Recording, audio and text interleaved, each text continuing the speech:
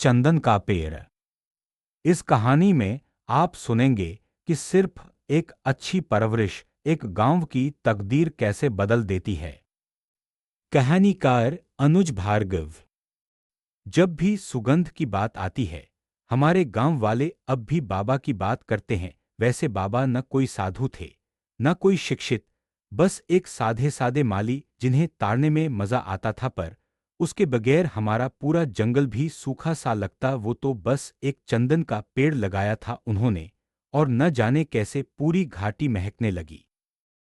गांव था मालपुरा, घनी पहाड़ियों के बीच, जहां बारिश अक्सर खूब होती थी, धूप तेज, मिट्टी कड़ी, होमस्टे से होमस्टे तक गर्रा ही गर्रा। फिर भी जब अप्रैल आता, हवा में कुछ अलग ही गुलाबी सुगंध तैरने लगती आती थी। वो बाबा के नन्हे से नर्सरी में सैकड़ों छोटे चंदन के पौधे जो बाबा ने बांटे थे आसपास के गांवों में। सिर्फ एक पौधा लगा दो भैया, बाकी देखना। बाबा का असली नाम था रामदत्त। बचपन में 2 क्लास पढ़े, फिर घर की मजूरी संभाली, मगर मन उनका हरियाली मांगता था। जंगल में चंदन का पेड़ देखा तो कुछ समझ में आया कि शायद धरती अपनी खुशबू भूल रही है। वहीं ठान लिया कि एक दिन वो भी ऐसा पेड़ लगाएंगे जिसकी सांस से सबका मन साफ हो जाए।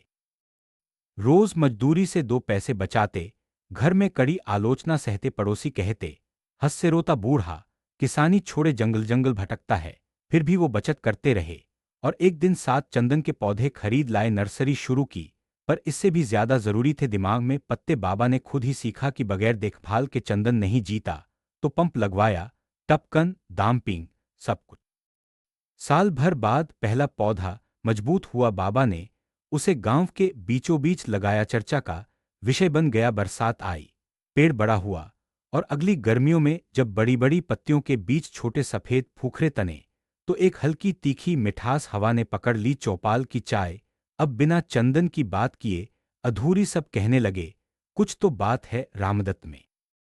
तब तक बाबा की नर्सरी में 500 पौधे तैयार। उन्होंने एक एक करके आसपास के 5 गांवों को बांध दिया। किसी ने स्कूल के बाहर लगाया, किसी ने मंदिर, तो किसी ने अपने खेत की मेड़ पर। 2-3 सालों में ये पेड़ जंगल में घुल मिल गए। मिट्टी की नमी बनी रही, बारिश चक्र बढ़ा, और धूप छांव का खेल इतना सधा कि प्याज, टमाटर, बैंगन सबकी पैदावार दोगुनी हो गई। बाजार में हमारे पर असर सिर्फ खेती तक नहीं। पहले जहां 8वीं के बाद लड़के शहर भटकते थे, अब उन्हें गांव में रुकने का बहाना मिला। 2 भाइयों ने मिलकर नर्सरी बिछाई, किसी ने इंटरनेट सीख लिया, किसी ने टूल किट डिजाइन किया। चंदन की तरह तरह की चीजें, तेल, पाउडर, अगरबत्ती, हैंडमेड पेपर, घरेलू इंडस्ट्री खड़ी हो गई। मकान छत जहां पुराने टाइल्स से टपकते थे, अब लकड़ी की हवा से। बाबा की उम्र अब 80 के करीब थी। नर्सरी उनके नातियों संभालते। वो खुद हर सुबह पीढ़े से उतरकर मूल पेड़ के पास बैठ जाते। कोई पूछे, बाबा एक ही पेड़ लगा दिया, क्या कोई बड़ी बात? वो मुस्काते और कहते, एक चंदन जंगल को महकाता है, एक अच्छा इंसान खानदान को। मैंने बस ये सिखाया है कि गुड़ रखोगे मीठा मिलेगा।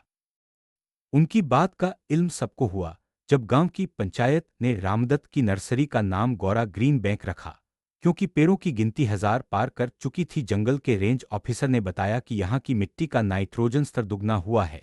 पर्यावरण डिपार्टमेंट ने गांव को सेंट मॉडल हेमलेट का सर्टिफिकेट दिया। प्रदेश के मुख्यमंत्री भी आए और सभा में बैठकर बोले, रामदत्त जैसा एक बेटा। उस दिन से हमारा गांव अब सुगंध ग्राम कहलाता है। किसानी नोटों की महक से नहीं, बल्कि गुर इरादों की खुशबू से चमकती है। हमारे बच्चों को ये सिखाया जाता है कि चंदन होना आसान नहीं, पर एक बार खड़े हो गए तो सालों तक सांसों में रह जाते हो। सच कहें तो बाबा रामदत्त का वो पहला पौधा केवल वृक्ष नहीं था, वो विश्वास था कि जो जड़ों से जुड़ेगा वही फल फूलेगा। उनकी लगन ने समझा दिया कि घर की इज्जत सिर्फ पैसों से नहीं, सोच से बढ़ती है, और सोच अगर सुगंधी हो तो एक की भी महक एक जनरेशन तक जाती है। यही है सच्चाई। एक अच्छे इंसान की बरकत समूचे कुनबे पर होती है। जैसे एक चंदन पूरे जंगल को महक देता है, हमें बस थोड़ी सी मिट्टी चाहिए, थोड़ी सी हिम्मत, और फिर सांस लेना भी इबादत बन जाता है। सारांश। एक साधारण माली ने एक चंदन लगाकर दिखाया कि एक संस्कारी बेटा किसी खानदान का भविष्य खुशबूदार कर सकता है। बाबा रामदत्त ने पेड़ नहीं, विश्वास उगाया जिससे पूरा गांव हरा भरा और इज्जतदार हो गया। सीधी बात है, अच्छे गुणों की सुगंध एक ही व्यक्ति से पूरे परिवार तक फैलती है। बस करना यह है कि डाल गहराई से जमीन तक जाए। अगर वीडियो पसंद आया तो वन वे चैनल को सब्सक्राइब जरूर करें। आपका एक सब्सक्राइब हमारा हौसला बढ़ाता है।